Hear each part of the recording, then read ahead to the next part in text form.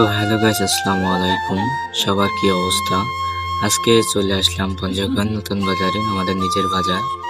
তো আজকের যে রাতের যে ভিউটা আপনাদের মাঝে শেয়ার করতে নিয়ে আসলাম ভিডিও। তো দেখা যাচ্ছে রাতের বেলা অনেক মানুষ ঘোরাঘুরি করতেছে। এটা হলো আমাদের পুকুর। তো রাতের বেলা যে ভিউটা দেখা যাচ্ছে আপনাদের মাঝে, আমার ক্যামেরা অতটা ভালো না, মোটামুটি ভিডিও করার জন্য স্বাভাবিক আছে।